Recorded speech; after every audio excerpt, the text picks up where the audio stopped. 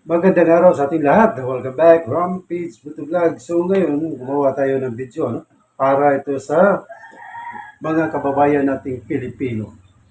Saan mang sulok ng mundo. Ngayon, araw ng linggo, May 11, bispiras ng eleksyon, bukas eleksyon na. So may isi-share ako sa inyo.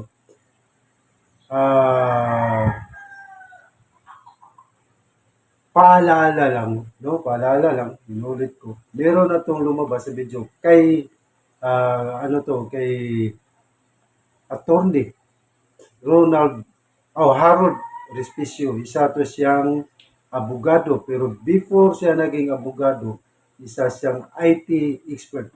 Tapos CPE, tapos abogado pa. O, di ba? Tumakbo siya ng vice pa mayor sa bandang kalimutan ko, hindi na natin pag-usapan, basta tumakbo siya mayor. Tapos may nakita siyang kamalian kaya ini-expose niya, marami siyang video. No?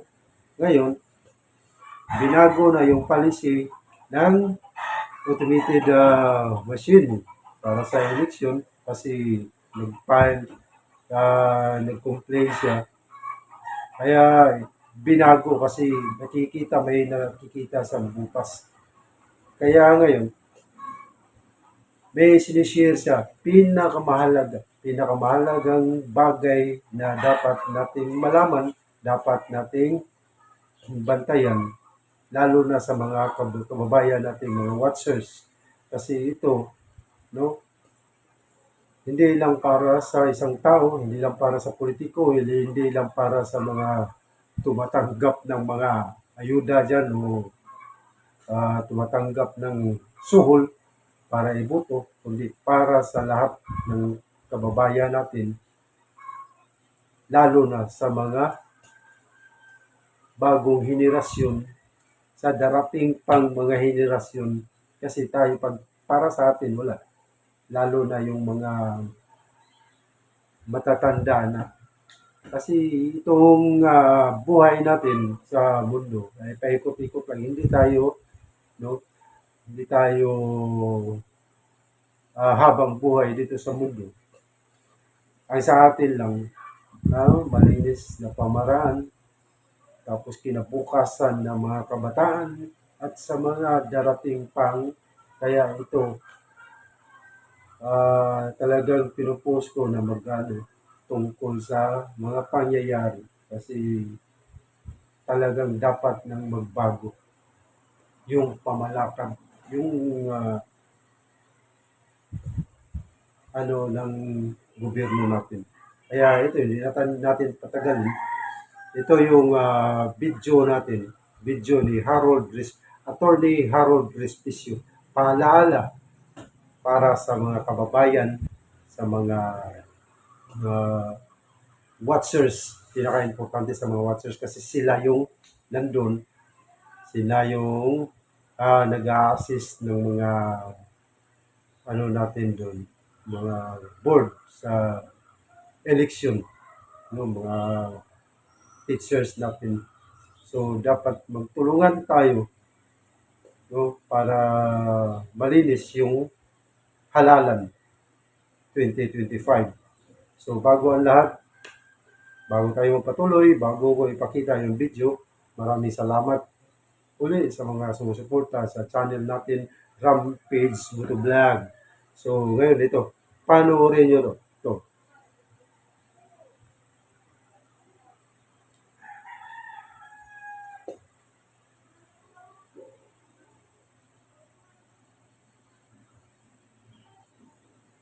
Palitan po yung mga storage devices ng makina, madadaya na po tayo. Sa mga susunod na araw ay mangyayari na yung final testing and sealing day para sa ating mga automated counting machines. Mga watchers, ito po ang mga kailangan ninyong gawin. Una, tignan nyo po yung likod ng makina. Dapat po merong mga nakaselyado doon na 2 USB storage devices. Hindi po dapat tampered with yung seal, at yung seal na yon ay dapat mananatili hanggang sa huli ng eleksyon. Pangalawa, tignan nyo po kung merong mga nakakonect na internet connection doon sa likod ng makina. wala po dapat USB internet modem na nakakonect. At kapag Starlink naman ang gamit, wala dapat Ethernet cable na nakakonect doon sa likod ng makina. Pwede niyong tingnan yung main display ng automated counting machines. Tingnan po ninyo na dapat yung number of counted votes doon ay 0 po. Ibig sabihin po niyan, wala pang laman. Tingnan nyo rin yung network status. Para po yan sa internet, dapat may exclamation point. Dahil sa final testing and sealing day, bawal i-connect yung makina sa internet. Magte-testing din po kayo ng pagboto sa araw ng final testing and sealing. I-check nyo po yung results ng election returns kung match ito sa bilang ng mga ibinoto ninyo at bilang ng mga boto na ibinigay ninyo sa mga kandidato. Tingnan po rin ninyo na sa araw ng final testing and sealing day, wala po dapat mangyayari na transmission. Hindi pa rin dapat i-connect yung makina sa internet. At tandaan ninyo na i-connect lamang dapat yung makina sa internet sa araw ng eleksyon, pag na-print na yung mga election returns at pagtatransmit na ng data papunta sa ating mga servers. Sa panahon ng final testing and sealing day at sa araw ng eleksyon, pwede po kayong gumamit ng cellphone at mag-take ng pictures at mag-take ng videos. Huwag nyo lamang pong kukunan yung mga botante, yung kanilang pagboto at yung kanilang balota.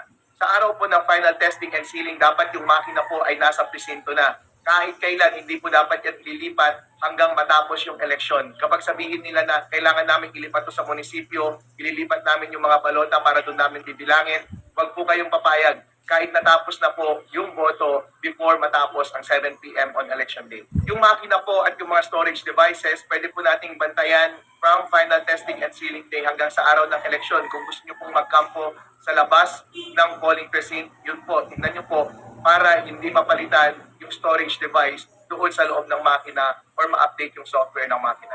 Kapag napalitan po yung mga storage devices ng makina, madadaya na po tayo.